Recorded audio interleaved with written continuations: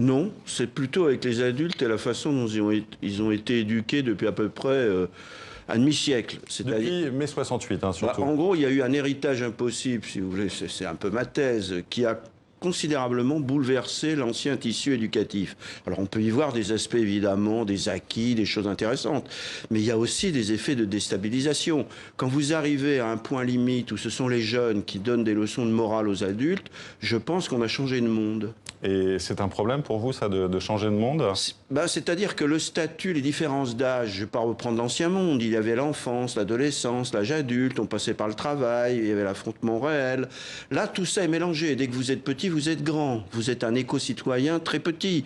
D'ailleurs, qu'est-ce que font les jeunes? C'est normal, il y a un aspect un peu conformiste quand on est jeune. Eh bien, on renvoie le modèle que les adultes vous ont inculqué. Simplement, on leur renvoie la figure en boomerang, on leur dit, c'est vous qu'on accuse maintenant. Alors, pourquoi, selon vous, Greta Thunberg est-elle une donneuse de leçons?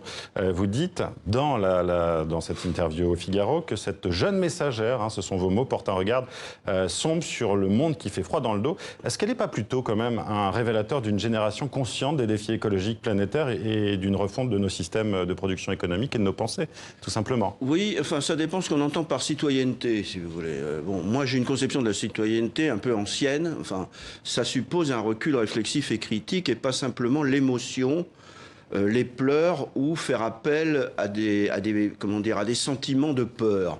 Parce que le discours... C'est ça qui vous agace surtout. Oui, oui, parce que je pense que c'est... Si vous voulez, quand vous avez des défis comme l'écologie, moi, on m'a toujours appris que la peur est mauvaise conseillère. Et si vraiment la planète, elle flambe, il faut garder son sang-froid pour voir comment on peut résoudre ça et non pas en appeler sans arrêt. Si vous voulez, c'est bien de paniquer, et puis réveillez-vous, réveillez-vous. Vous voyez, ce discours-là, on peut le trouver sympathique. Personnellement, je ne le trouve pas très sympathique, mais parce que ça fait peur. Quand vous avez 17 ans, alors on va vous dire c'est une prise de conscience. Mais je trouve que c'est très sombre, l'avenir qu'on nous propose. Moi, j'ai lu ces textes et ces déclarations. Je dois dire que c'est sinistre et que ça m'embête un peu de voir cette jeunesse. Alors on va dire elle est citoyenne, mais non. Elle renvoie le discours qu'elle entend depuis longtemps, si vous voulez. Mais vous êtes